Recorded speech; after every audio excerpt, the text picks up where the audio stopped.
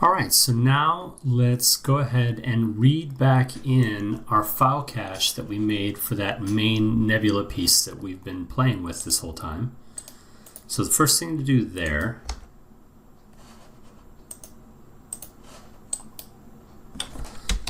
let's throw down a file node. And let's call this main nebula. All right, and let's drill down inside.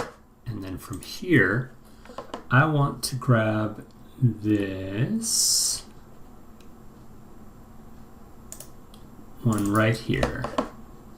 Now this is the point cloud that we used to generate the one that we were just playing with, okay? And you can see that here with familiar shape that we've been looking at. But now what we're going to do is we're going to want to take this, and let's just take a look at the point count of what we have now. So we're looking at about 62 million points, but we're going to want to increase this dramatically in order to really thicken up these finer areas. So like say out here in these areas where we've got these sort of scattered points that are not accumulated as much, we want to get as much of a dense point cloud as kind of like what we have going on in here. So we're going to use a pretty clever little technique and just merge them back together.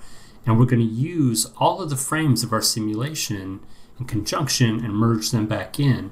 And let me show you what I mean by that. And so what that's going to do is it's going to take these areas out here that are a little bit more thin, and it's going to give us an opportunity to thicken these up and give us a really strong, dense point cloud, so that we can have a ton of detail.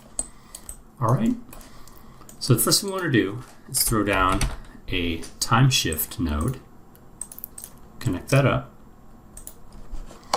and even though we're on frame 6 here, let's do Control Shift and click and break that connection, and then let's just say 1.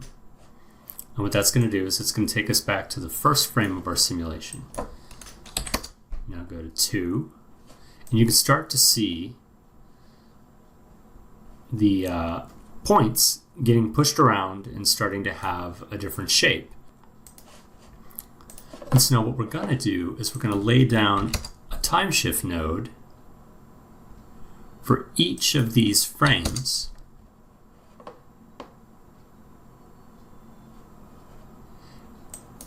And then we're going to see that point number start to jump up and this point cloud thicken up a great deal. And so we'll really be able to see what I'm talking about if I just start duping this time shift node. So let's start it out at 2, and then we're going to want to duplicate this until we have 9 of them. So we'll have, this will represent frame 2, frame 3, frame 4, 5, 6, 7, so on and so forth. Okay. And then now let's go down the line, and we'll just change each of these to correspond to a single frame of this particular simulation.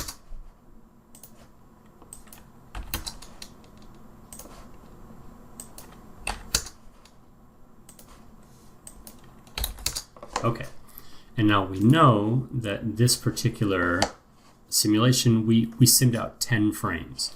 So that's why I have 9 time shift nodes, because we don't really care about frame 1, because that's really just going to be that solid sphere. That's not going to really do anything for us.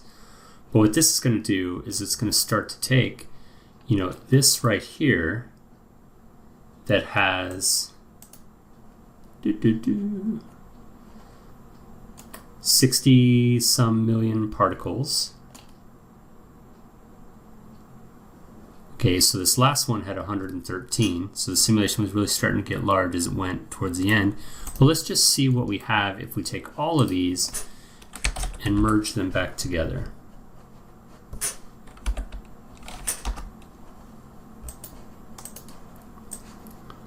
take them all, connect them here, and then this is going to take a second to calculate.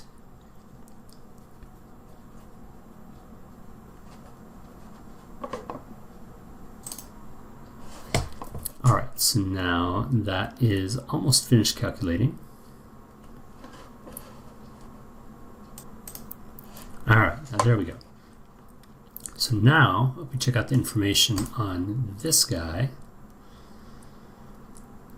give it a minute to think. All right, so you can see now, when we've merged 9 of those simulation frames together, we have almost 600 million particles.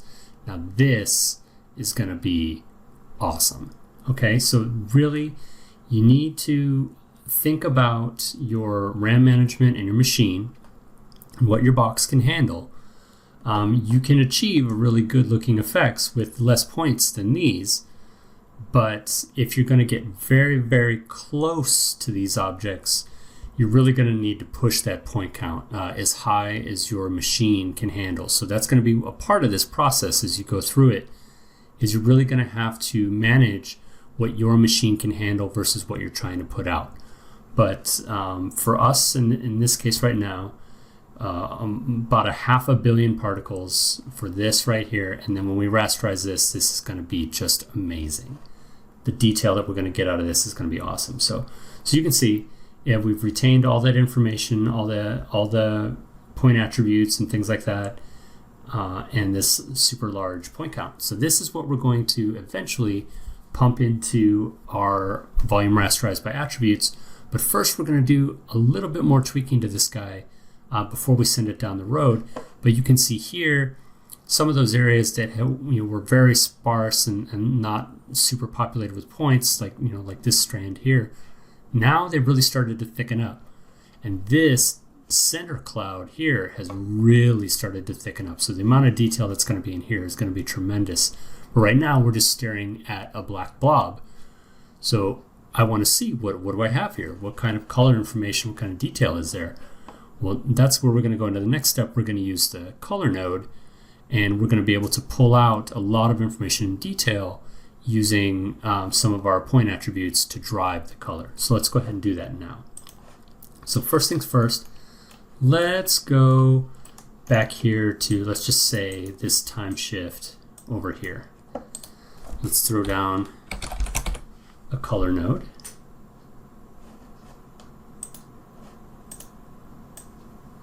And connect that to the chain underneath. All right, so here we are. Now we've put our view display render onto just the color node. And so that's going to give us a little bit of an easier time seeing what we're doing, because now we've reduced our particle count from the 500 million down to about the 100 million that we had for this particular frame. So now in this color node, let's go to color type and select ramp from attribute as we've done before. All right, there we go. And now the attribute that we want to use, we're going to go with age. All right, so now we're starting to see some of the detail that we have in there. And we should be familiar with how to use this node and this process at this point in the tutorial. So what I'm going to do now is I'm just going to throw down some color values that I have going in our final render, and we'll just work through that process, and you'll see, again, just repetition how to do this. Repetition is the foundation of success. So we'll be repeating ourselves a little bit in here, but really, you really need to drive home these concepts. This technique is very, very simple once you really break it down. But you really just have to repeat these steps and get to know them by heart, so that you can make these things faster and faster and with greater detail, because you've done it, you've mastered it. So let's just do that.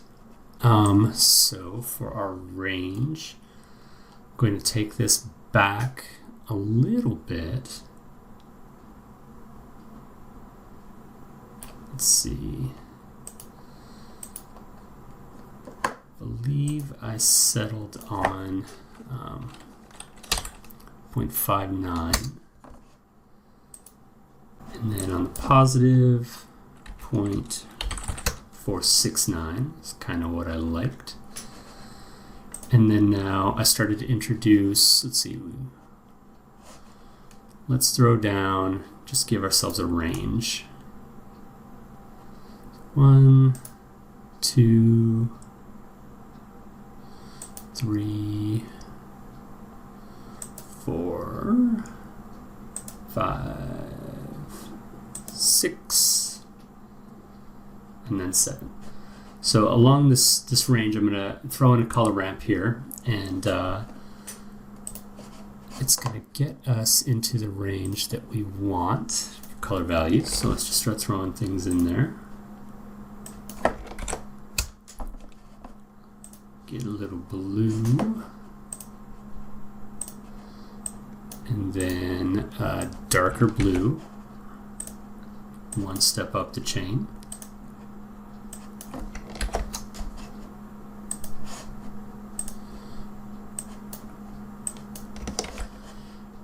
And get that in there. Okay, cool. And again, these color ranges are going to be a way for you to one-to-one match my final output, in case that's what you're looking for to try and test along the way. But really, these colors are arbitrary. They're just the colors that I picked out that I liked for this simulation. So your mileage may vary.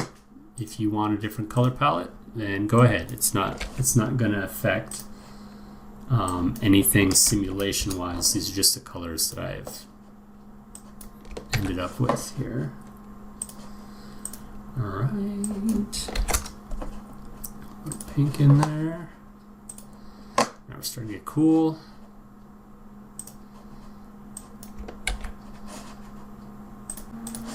All right, just moving along,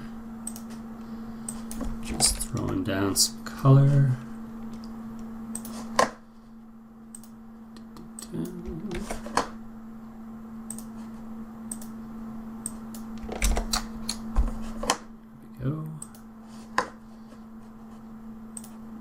One more down the line. Let's bring back the blue.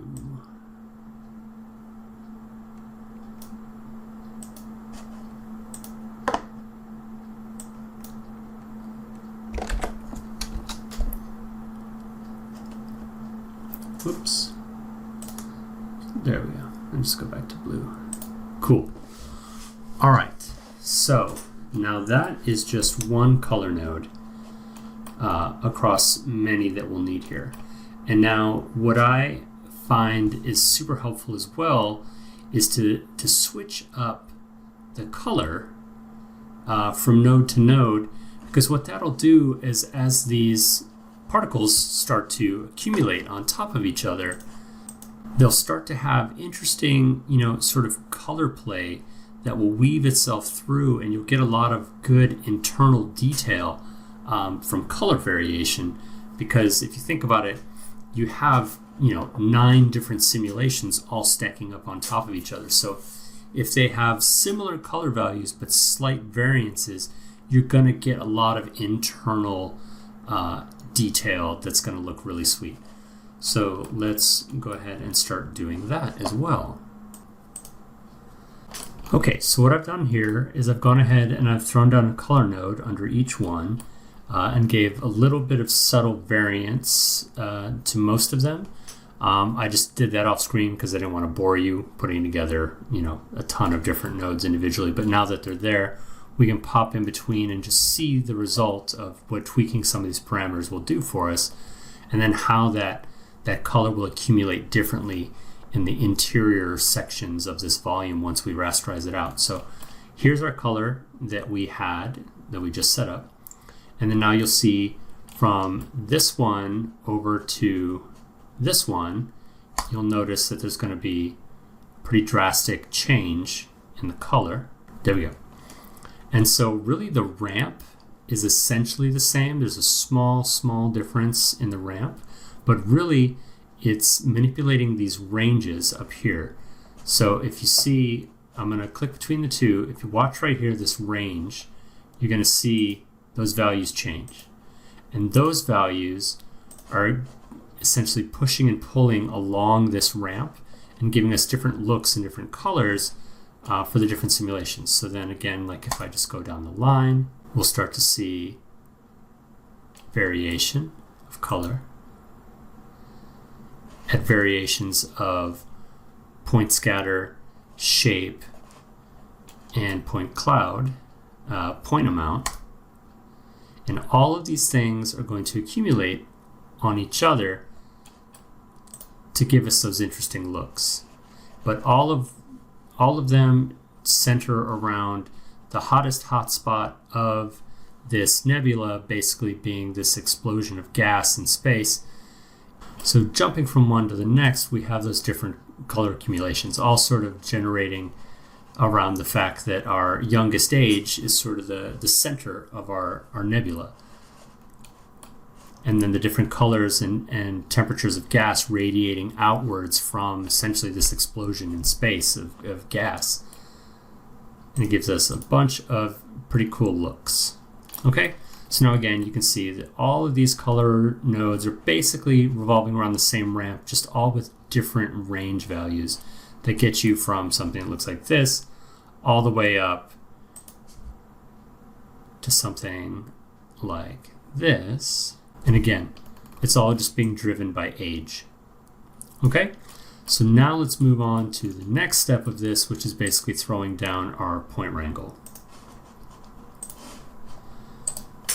Now, let's go ahead and do that. Point wrangle. All right. And again, as always, as I've said before, I have set up my point wrangles to have this expression in there just by default. This is my p-scale expression. And so what I'm going to want to do here is I'm going to want to set the max to 0.0002, and the min ends up being 8e-05, just because that value is so small it wants to throw it into this expression. But so this is the range that I used for my final output. So what that is I have made these points so small to the point where the amount that I have of them allow them to still accumulate to give us a volume. Now, if you make these min-max scales a little larger, then you can start getting into sort of that more granular looking stuff that we're trying to get away from in this tutorial, because we want everything to be rasterized and volumized and look as smooth and as detailed as possible without a bunch of discernible point puffs, for lack of a better way to describe it. So now, in addition to this p-scale, again, we want to throw down our density because we're going to need that down the road in our point rasterization. And 10,000 is where I landed on there. Okay, so that's our point wrangle. Now we have to throw down the volume rasterized attributes, which again we've done now a number of times.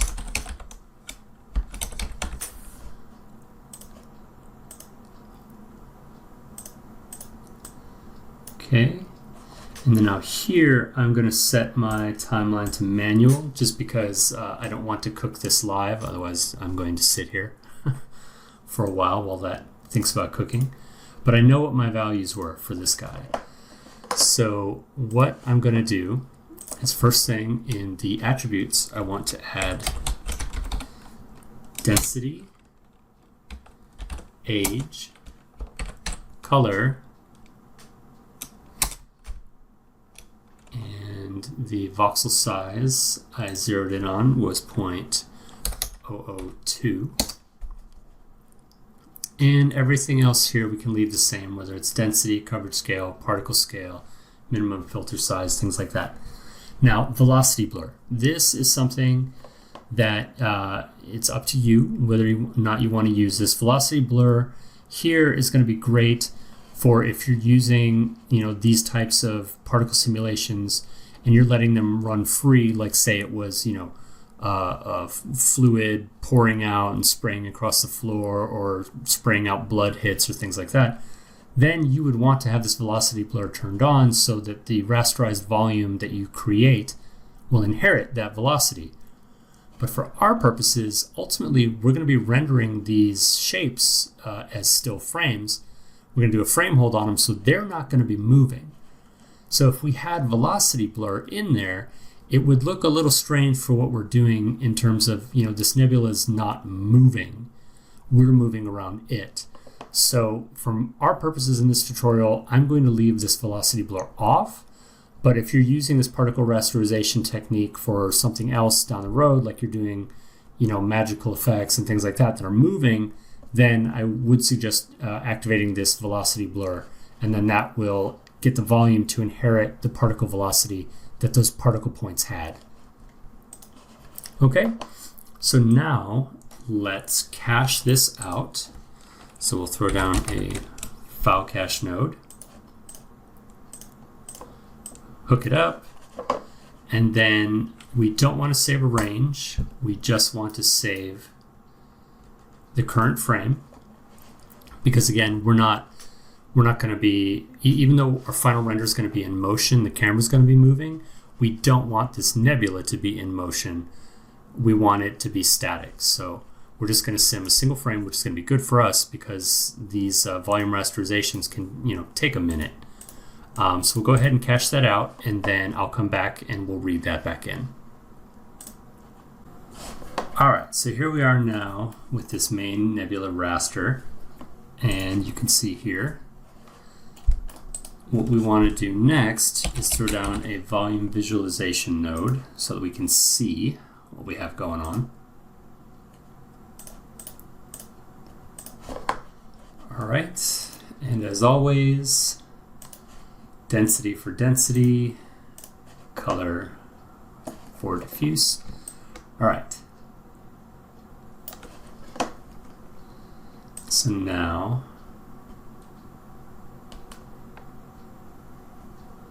start to increase that density, and we'll get a basic sense